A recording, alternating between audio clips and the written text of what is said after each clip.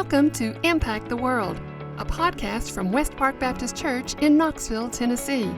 This is where we discuss topics related to how we can all love God, love people, and impact the world. Here's your host, Tara Hayes. Welcome to Impact the World. And this is not the voice of Tara Hayes. This is the voice of James Lynch. Tara let us borrow her equipment, and so we're going to try to take really, really good care of it. This is a continuation of a series that we have begun on intergenerational church. Matthew Goldstein and I have been involved in this project. Matthew's really taken the lead on it, doing a great job.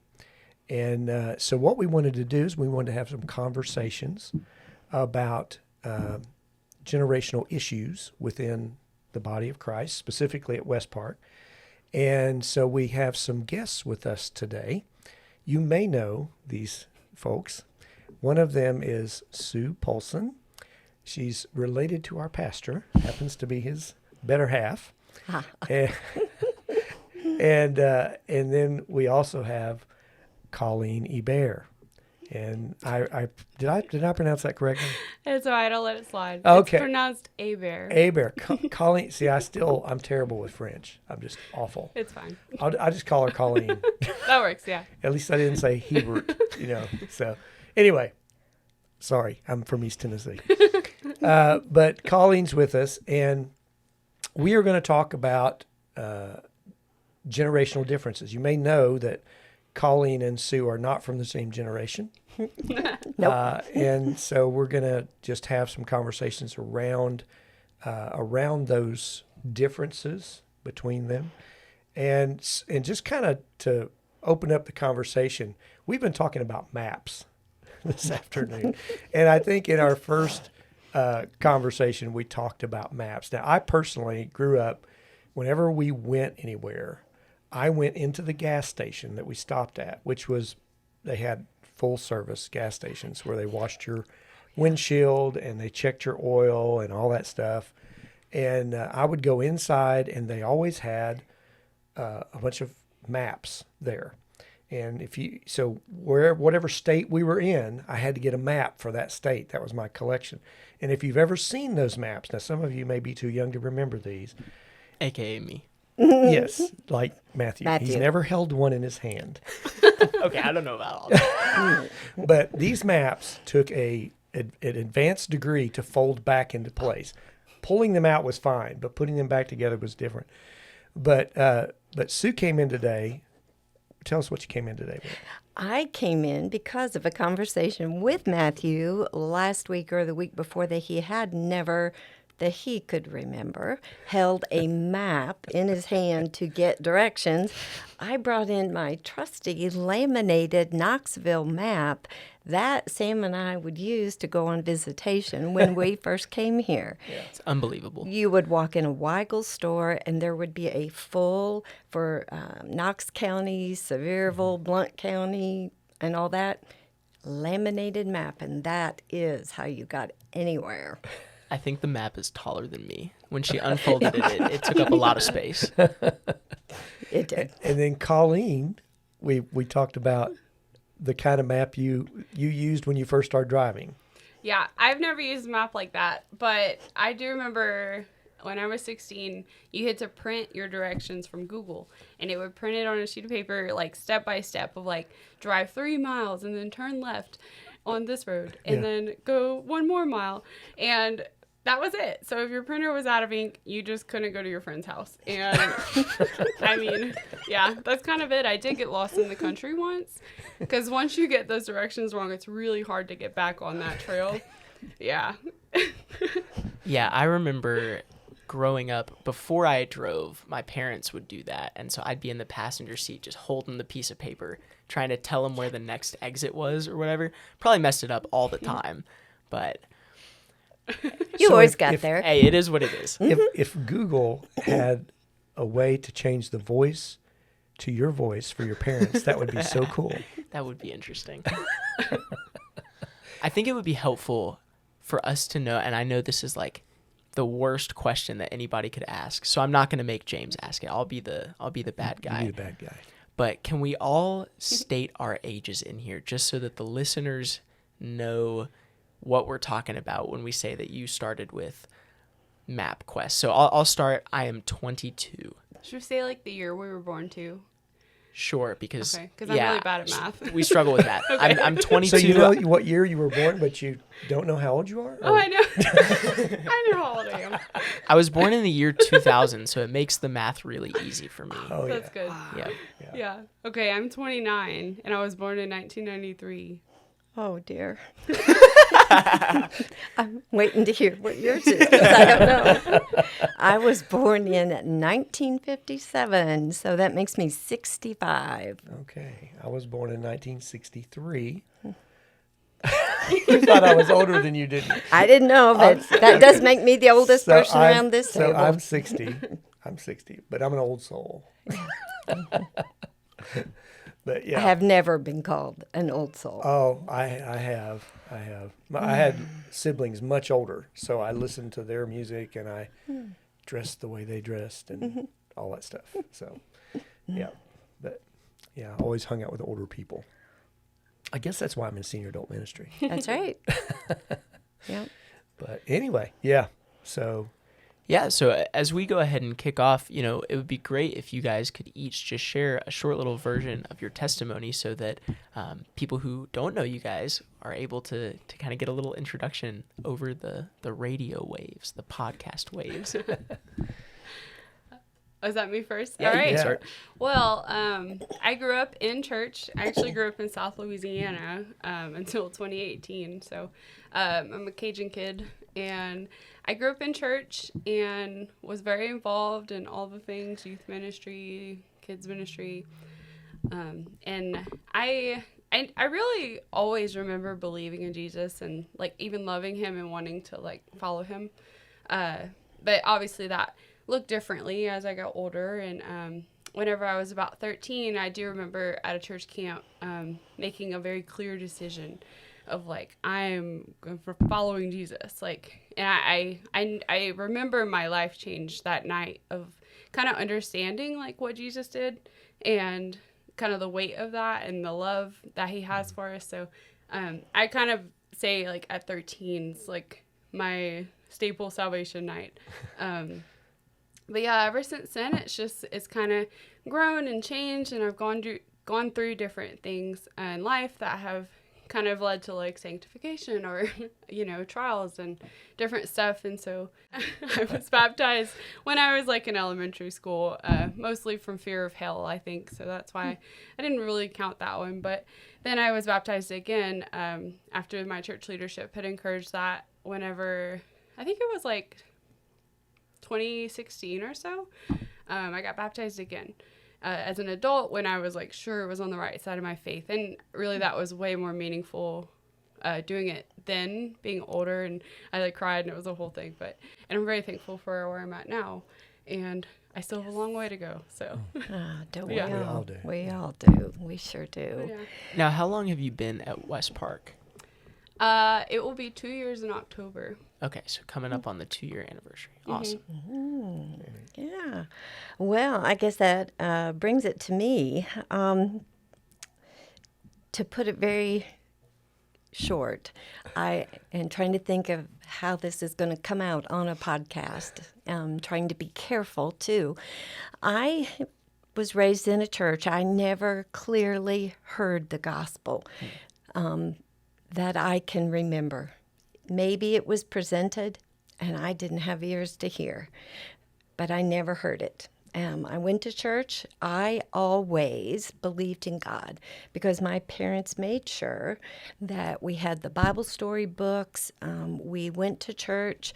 So I truly believed in God. I believed in every story in the Bible, and I did. The difference was, as I got older, into my teenage years, then I had a head knowledge, totally a head knowledge. And I did a lot of things wrong. I did. About that time, as a teenager, actually, as a 13-year-old girl, I met a guy named Sam Polson. And he went to a very good church where he heard the gospel very clearly and had people who were really leaning into his life and trying to get him to go the way of Christ. So we both really were social Christians. We did a lot of things we shouldn't have, but we still went to church. We still were active in his youth group. I started going to church with him. About his senior year in high school, he gave his life to Christ. He got very convicted of his sin and had saved a gospel tract, and it was in his bedroom. And he just knelt and gave his life to Christ. And by this time, I was 17 and he was 18. So we had been boyfriend and girlfriend this entire time, from 8th grade until high school. I remember that for 2 weeks, he was a changed person. And I can remember specifically walking down the hall of our high school in Indiana, and he said something in anger and just swore. I mean, like, just terrible. And he looked at me and he said, "I am so sorry. Will you forgive me?" He said, "That is not who I am now." And I had never seen anyone change like this in my whole entire life. So for 2 weeks, I fought with him and with Now I Know the Lord. And at the end of the 2 weeks, on a Sunday night, I can remember when the gospel invitation was given, I ran down and I said, "I know that I need this Christ I've heard all my life. I don't want him just in my head. I want him in my heart and in my life, so that I apologize to people for things that I say and do, and I know I have total forgiveness." So 2 weeks later, at that time, I accepted Christ, and 2 weeks later, in February of 1975, Sam and I were both baptized on the same night. And so awesome. Then we have really made this journey together up until this point. Yeah, so that's wonderful. Wonderful. And how long have you been at West Park now? almost 37 years, yeah. A funny note about that is, if we're talking about age, and I just did, I have turned a lot of decades here. I was 20 when we came here. So I turned 30 here, I turned 40 here, I turned 50 here, I turned 60 here, and I have turned 65 here. So all the major decades of my life, I mean, I know the decades. Yeah. I have done them. And so I'm really grateful. That's a really different thing for a lot of pastors or wives of pastors, to have that many decades in the same place. Yes. And that's something we'll talk about later. That is, to me, one of my greatest joys in this life. Yeah, that's awesome. Thank you for sharing that. The podcast, I don't know if it can get any better. I love the testimonies, both of them. Just sweet. Wonderful testimonies of the grace of God. We just appreciate you guys being willing to be here and share that. So we have some questions. We talked about your testimony. I know Sue just finished talking, but let's start with you on this one. So if you could be any age right now, what age would you be? Well, I thoroughly loved my 30s and my 40s. I can't think of a time. I guess I'm kind of thinking in decades. We didn't have our children until 31. So we were married almost 12 years before we had children. And so that raising children was one of my, loved it, greatest joys. My 30s and my 40s, the church was just fun. Everything was fun. raising kids, having friends get pregnant who hadn't had children yet, even the sorrowful things, the deaths that knit us all together, or the inability to have children, or one of our friends, we buried a 6-month-old. To go through those things. But I think my 30s and my 40s were like, great. You feel good. Nothing hurts yet. I was like, yeah, it was great. Yeah. How about you, Colleen? Well, it's encouraging because I turned 30 this year, and You're going to love it. I don't know how I feel about it. I don't know. It's highly recommended. It is. Can't believe I'm here already, really. Yes. But the aches and pains, those are already here. Yeah, she said we're not supposed to hurt yet. I was like, my back hurts all the time. Well, what happens is... I think I lied. Well, I confess. But as you age, the pains that you had in your 30s and 40s seem... Minor. minor. Oh, that's an encouragement. That's good to know. Yeah, can't wait. That's Sorry. That does get worse. It does get worse. But what would you say? I really feel like I would like to go back to like early 20s. Like, I mean, I don't have a lot to pick from. I get it. Like, Yeah. I'd like to be 5 again. Yeah. But I mean, early 20s, life was so fun. Really like the college years, like you didn't have as many responsibilities. You didn't have to like keep a job really. Like, I mean, you did have to go have a job, but college was fun. You could hang out. You could go out with your friends. Like, I traveled so much because I could. Like, I had the ability to just like leave. There was no like, nothing keeping me. And I just kind of missed that part of life. And I know that was just like a couple of years ago, but it's still very different now, because I did buy a house in December, which is kind of wild. You're having to adult now. And I'm renovating the house, so it's not just like a ready move-in house. But it's still fun. Like I love the season I'm in, truly. And I'm learning to just like be in the moment.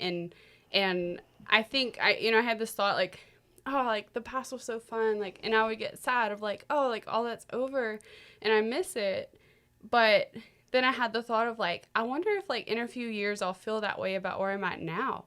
So then I was like, well, I want to change my perspective of where I'm at now. Like, let me like enjoy where I'm at and make memories so that like, it'll be a sweet time, even though it's very different from what my life has been like up to this point.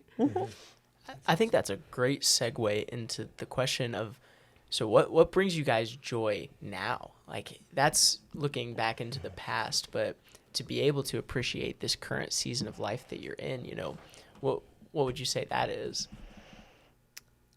Okay, I'll open it because I'll try to keep it short.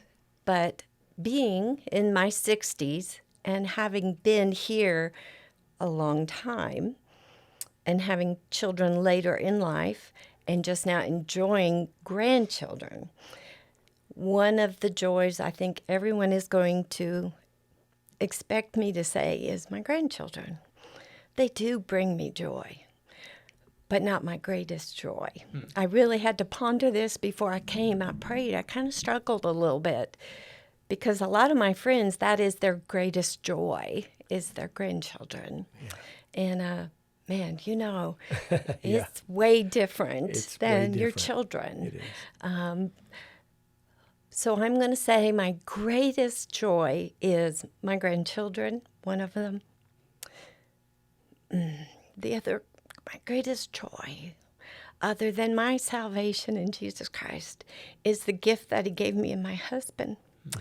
Because, man, he's like my twin, my soul person, and that also brings up one of my greatest worries, which we'll talk about later, or concerns.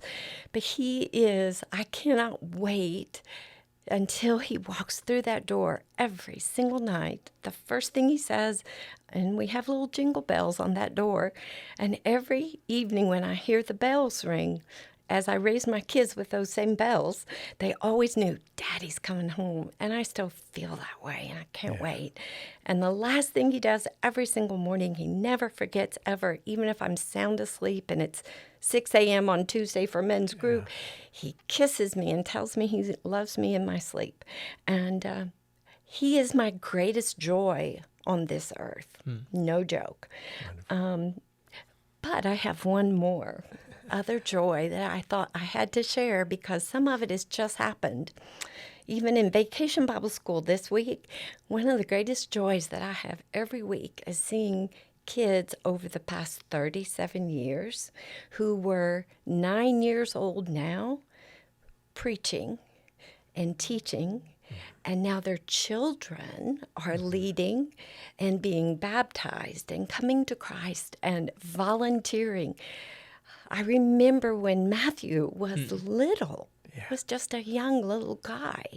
And that brings me great joy. I cry almost every Sunday morning when I look at the choir and I see people so different from the way they came. They came broken. They came out of prison. They came having had an abortion. I mean, I know when I look out there, I see these people, unlike some people, because you don't know all the stories. And I just think, oh, look at them now. This is great. It's like a little piece of heaven that I see every single Sunday morning. And then Vacation Bible School week, who is up there but kids who grew up here? And they didn't leave the church.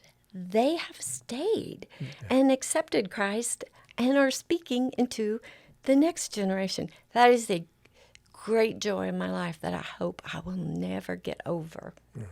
So, sorry.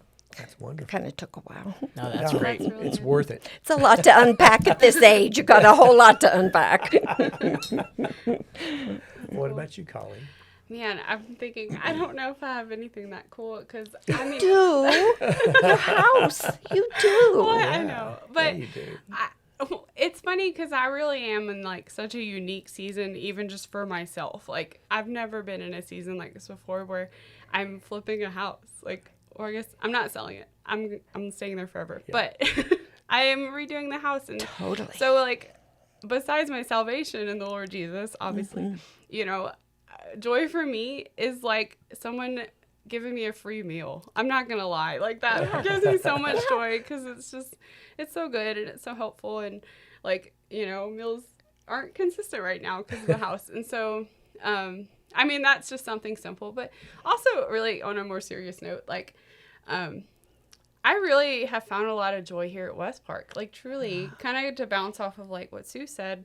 I've only been here like a year and a half now, and like from the get-go, I just was struck by how different this church seems from every place I've been. I've like bounced around a lot of churches since moving to Knoxville, and even from the one I grew up in, it's just very different with the community and the way, like, it's just a family. Like, this place really does feel like my family. When I look around at, like, a VBS night, and I'm like, oh, I, like, love all of these people, and I know all these people so much. Or, like, And those Sunday people morning. all show up to help you renovate your house. Yeah. Your group, your community group. That just, like, my heart is so happy. Yeah. Oh, it's been incredible. And, I mean, it's truly changed my life. Just my experience at this church so far, and the relationships I've made here.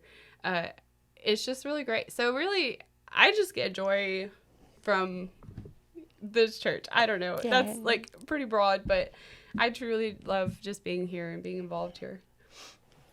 That's awesome. Yeah.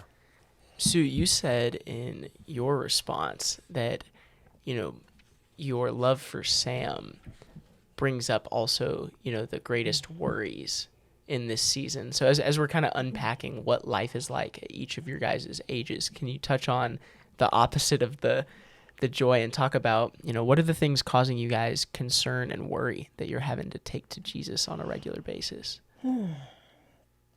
Okay. Yeah, I think the older you get, that concern and worry seems to get bigger, and not to negate or to make it seem, because I had big concerns in my 20s and in my 30s. For a long time, it was my children.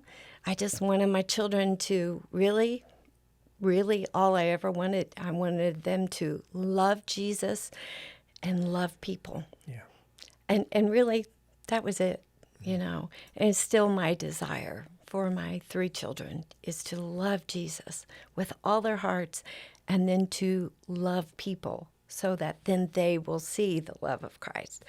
The biggest concern, no, you might as well say it, the biggest worry or only thing really that brings me anxiety is I'm a caregiver. I've taken care of both of Sam's parents, and when I don't say we have taken care of both of his parents, his adult brother, both of my parents, especially my mom, and then I got to be with my sister in her last 30 days and take care of her as she went to see Jesus personally. And seeing all that and seeing people up close die, and people in the church be with them as they have died, has brought that is my greatest struggle right now, is how will I do life if he doesn't come back soon and take us? If I outlive my husband, I don't know how I'll live without him. But I do know, and I trust Christ, I do know it will be okay. And because of all these women in the church who I have got to be with as this has happened to them, and one of my very dearest friends, just coming up on 2 years ago, her husband passed suddenly, and her and I have shared so much. And I know that I'll be able to do it if it happens to me. Maybe the Lord will take me first. So I'm not going to spend all my time worrying about it. But it does concern me. How will I do that to bring him glory? And for my children, that is the one thing that almost daily I have to put at the feet of Jesus and say, take this back. I'm giving this back to you. Take it again. I'm getting a little worried here. What if? No, I'm not going to play the what if game. I give it back to Christ. And so that probably is my biggest, that, and if the Lord tarries, doing that last season well to bring him glory. Because we've seen a lot of people suffer, and in those last days, I want to do that just in a really great, honoring way to the Lord. And that's in my head a lot. So, And it wasn't when I was in my 30s or in my 40s or in my 50s. I don't believe I ever thought about dying. Yeah. It just wasn't, I guess I hadn't experienced it enough front row, with people. Didn't concern me. So, yeah. Yeah. Well, what about you, Coleen? Well, since we're just sharing honestly, a big worry of mine in this stage of life is, I'm still single. And so I have to daily take that to the Lord. And turning 30 this year is kind of hitting a lot of nerves and feelings that I'm having to work through and bring to the Lord. And, also will I get to have kids? I don't know. And that's just a very honest anxiety that of course. I probably have good. daily of, just not knowing, but always reminding myself of okay, we're eternity focused. When I get to heaven, I'm not going to be mad or feel like I missed out, Not at and all. there's so much blessing in where God has you as well. And just trusting, really what helps me is I just remind myself over and over is the Lord is good and he's a good father and he gives good things. Absolutely. So where he has you is good and what he's given you is good. So that's just how I work through it, and eventually I'm okay. And then focus on where I'm at. And I definitely have plenty to keep me busy at my house. So, well, you know what impresses me about both of you, and you're sharing this. And first of all, I want to thank you both, because I know that those are really things that are close to your heart. And when you talk about things, and you're being very vulnerable in sharing, both of you, and thank you for that. But just to kind of comment on that a little bit also is, as I'm listening to you, I'm listening to both real women, human beings who have real concerns that other people have. And what are you doing with those concerns? You're taking them to Christ. Taking them to the Father. Yeah. That's what you're doing. You're taking them to the Lord, and you are looking at them through the lens of the Word of God, because of God's promises. You can deal with these real, things that happen, fears that happen to people. And we're real people. Christians don't, we don't always have to have a smile on our face, and we don't always have to, there's sadness in life, and we face that, but we face that with the promises of the eternal one who loves us. And I'm seeing that in both of you in different stages of life, and that's such a beautiful thing. Great. Just really appreciate both Praise of you the sharing Lord. that. Yeah, I just think it's beautiful. So in that light, I don't even know how I want to ask the next question. I'm looking at some of the questions that we had, and I'm thinking of how to go to the next thing, I guess we can just make a hard transition, because I don't know how to move out of such a good section. I don't either. I mean, it's like going to camp here for a while. Build 3 tabernacles. We need part A, part B, part C. Yeah, Yes, part A, yes. part B, Indeed. part C. We're gonna keep Tara's not getting the podcast. No, we've kidnapped it. Yeah, it's too much fun. No, I guess what I'm thinking is, so one of the things what Matthew and I are really wanting to talk about, and not that we're not, everything you said is part of what we're talking about, but what we're getting at is this disconnect that seems to exist even in the body of Christ between generations. And when you listen to stories like what you both told, and concerns and joys, and you recognize there are differences. There are differences in the specific things that you're going through that give you joy, and the specific things that give you concern. But you both have joys and concerns. And anyone who listens to this will hear that, will hear your heart, and can certainly understand, if I'm not in that same stage of life, I have to recognize that just because somebody is different from me doesn't mean they're not going through stuff. Right. And they don't have real concerns, because they do. Mm-hmm. And they have to take those things to the Father just like I do. So I guess one of the things I'd like to ask is, maybe start with Coleen this time. What do you think might be some misconceptions that people from an older generation might have about you or your age group? Mm-hmm. Do you? Yeah, I guess I'm trying to think of how to word it well. I think one would be maybe that, like, we aren't capable, or that we're I don't know, I guess maybe not wise enough, or not skilled enough, or even eager enough. And again, it's not everybody. I'm just thinking general, because people here are great, but I think just they don't give the younger generation the benefit of the doubt.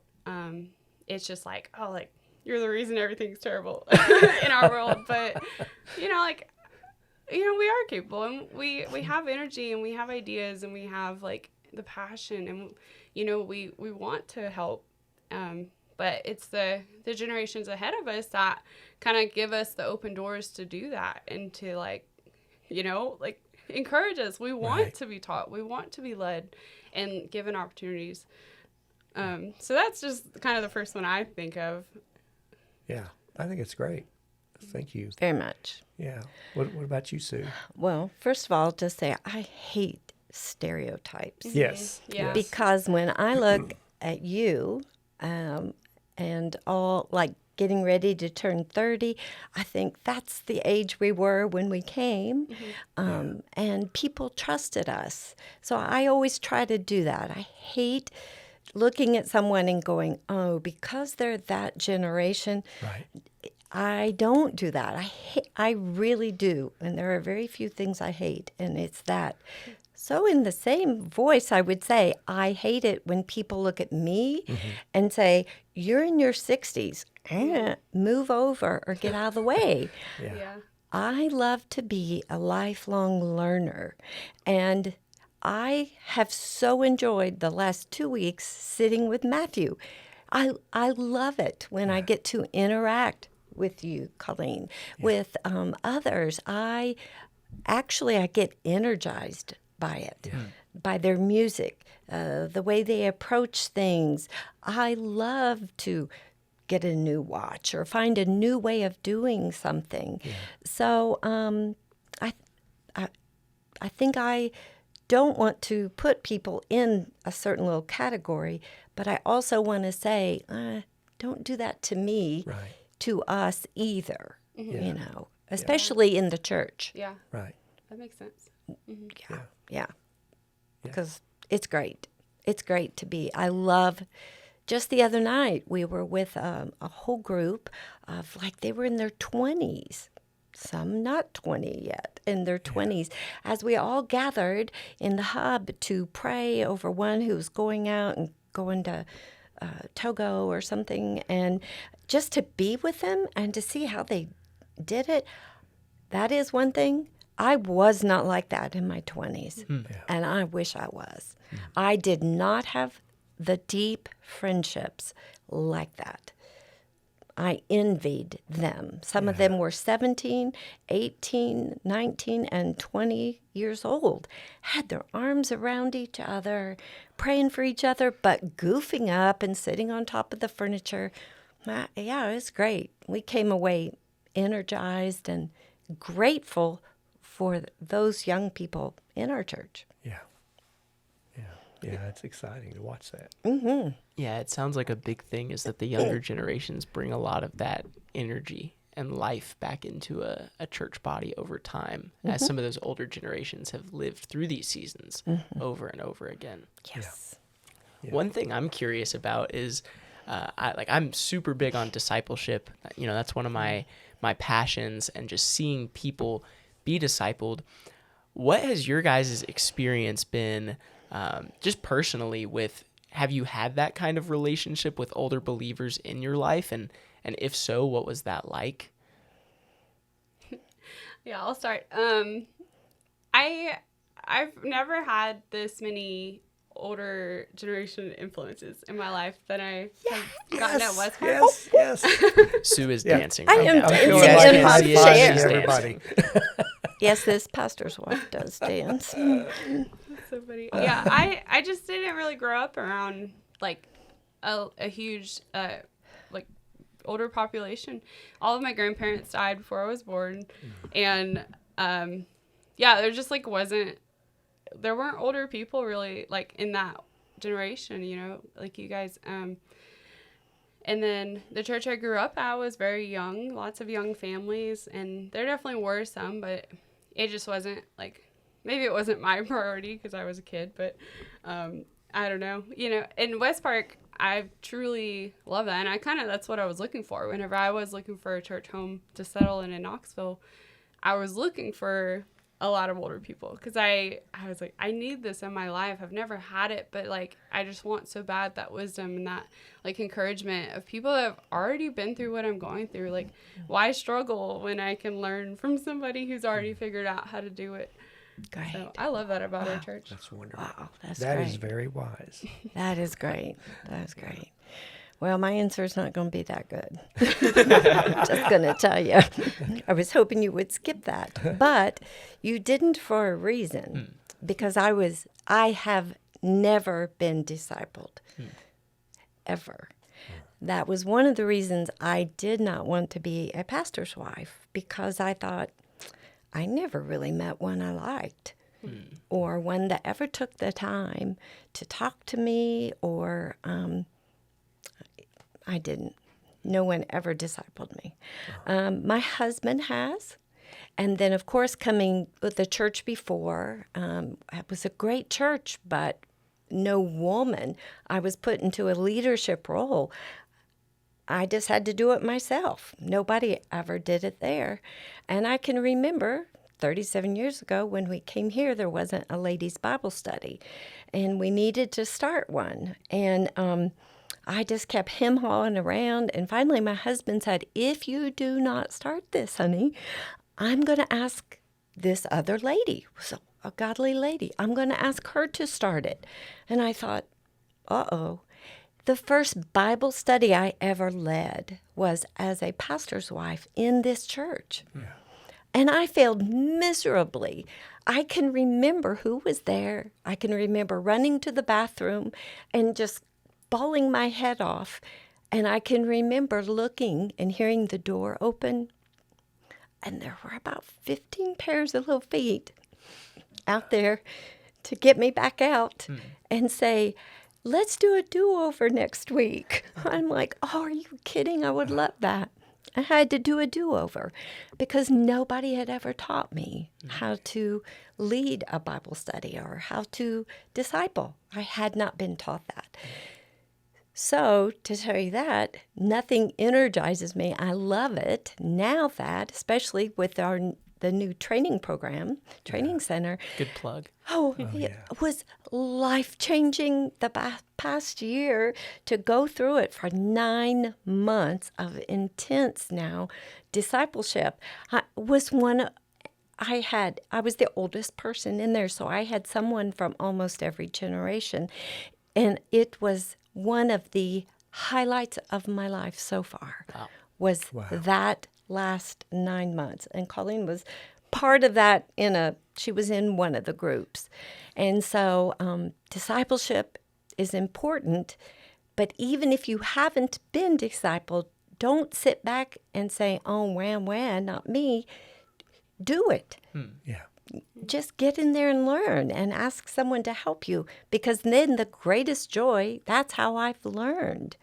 And so anyway, no woman ever spoke into my life. Wow. Yeah. So I think building off that, and thank you for sharing that. That's super helpful for our conversation.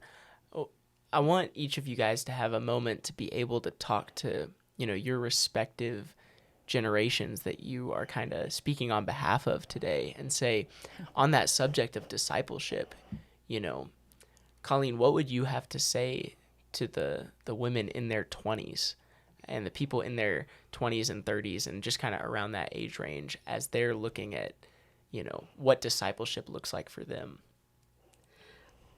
I think just that it's available. I work at the church. I'm the connections and community admin. So I'm uniquely positioned to work with a lot of the members and volunteers in the church, and a lot of them are significantly older than me. And so that has just been such a treasure for me that I've never had in my life, is just getting to know these people. And I love them so much. And I'm so excited to see them every week. And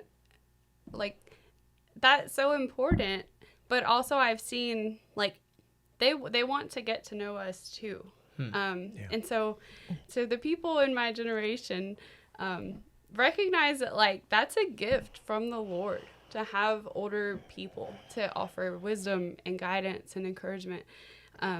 So seek it out, and it's probably right in front of you, really, and it's definitely at West Park if you come here. So if they're, just on Sunday morning, just find someone you don't know. I did it to get to know people here. Just walk up to them and introduce yourself and kind of start from there, and they're probably going to be friendly, and then just get to know them. And I mean, it's just building a relationship. I don't know. That's really the biggest thing, is just step out of your comfort zone, step out of your comfort group, with like your gang, and just try to like make some new friends that are different from you. Yes. Yeah. That would be mine. I would say, come on, you 60-year-olds. Some of you 50-year-olds and some of you 70-year-olds. They've dialed it out. This is not, I'm not retired. Yeah. I'm not. And I mean, don't sit down and say, I have done my 3 generations. Yeah. I was thinking last night in Bible school, I really felt old last night. My bones were tired. But what a blessing to be with 15-year-olds. I was with one 16-year-old girl, and it was her first time to teach. And she just came up to me and told me, guess what I did, Miss Sue? I got to teach for the very first time. Wow. And so this different generations, we all need each other. Because if we sit out, who is going to speak or learn or share? I mean, I learned so much. So come on, you 60-year-olds. Don't just sit down and say you're done. We're not done. No. And we need all of this to make church happen and make it a place where our children and our grandchildren want to come, and where I can invite anyone to come, regardless of what they look like. The whole tattoo, piercings, I mean, all of that, I just put it out there. It just does not even faze me. I don't care. I don't even look at it. You don't either. I know you don't. And I know you don't, or you don't. So come on, 60-year-olds, 70-year-olds, get with it. We have to love everyone well. Yeah. And it starts outside of these doors to bring them in here so that they will come alongside us and hear the message. Yes. So, yeah.